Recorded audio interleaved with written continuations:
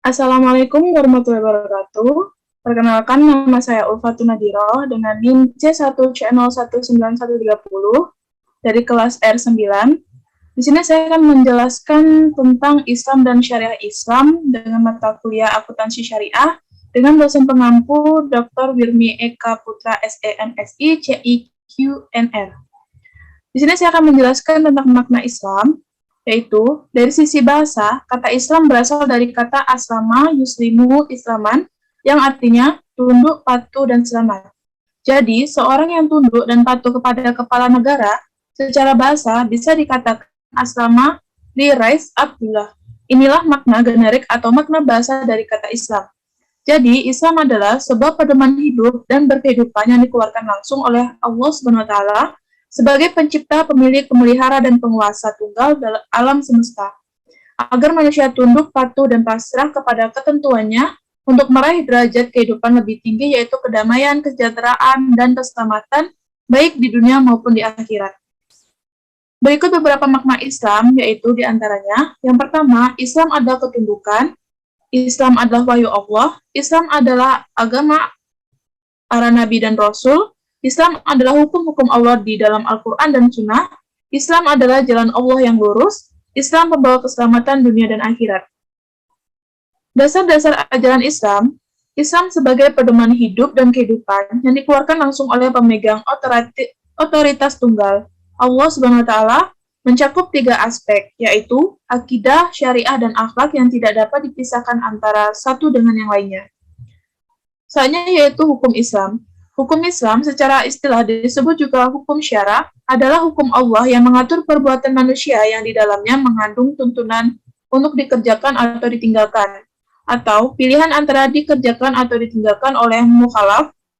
Hukum syara hanya dapat diambil dari sumber-sumber hukum Islam, yaitu Al-Quran, Sunnah, Ijma, dan Qiyas.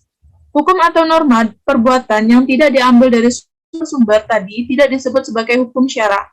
Misalnya kaidah-kaidah, norma, adat istiadat, undang-undang, atau hukum lainnya selain Islam. Selanjutnya yaitu klasifikasi hukum Islam, terbagi menjadi 5. Yang pertama, wajib yakni sebuah tuntutan yang pasti untuk mengerjakan perbuatan. Apabila dikerjakan mendapatkan pahala, sedangkan bila ditinggalkan maka dosa atau mendapatkan siksa. Dan yang kedua yaitu mandub atau sunnah, ialah perbuatan yang apabila dikerjakan akan mendapatkan pahala, namun apabila ditinggalkan tidak berdosa. Dan yang ketiga adalah haram, ialah perbuatan yang apabila ditinggalkan akan mendapatkan pahala, namun apabila dikerjakan akan mendapatkan dosa. Yang keempat yaitu makruh, ialah perbuatan apabila ditinggalkan akan mendapatkan pahala, namun apabila dikerjakan tidak mendapat dosa. Dan yang kelima yaitu mubah, ialah suatu perbuatan yang bila dikerjakan tidak mendapatkan pahala dan tidak ditinggalkan tidak mendapat dosa. Selanjutnya yaitu sasaran hukum Islam. Menurut Zaroh dan Muhammad 1999, hukum Islam memiliki 3 sasaran. Yang pertama yaitu penyucian jiwa, dan yang kedua menegakkan keadilan dalam masyarakat, dan yang ketiga mewujudkan kemaslahatan manusia. Selanjutnya yaitu tujuan syariah. Secara bahasa, kata maqasid sendiri berasal dari kata maqasad yang berarti tujuan atau target. Berangkat dari arti tersebut, beberapa ulama memiliki pengertian atau definisi mengenai maqasid syariah yang berbeda. Al-Fasih misalnya, menurutnya maqasid syariah merupakan tujuan atau rahasia Allah yang ada dalam setiap hukum syariah.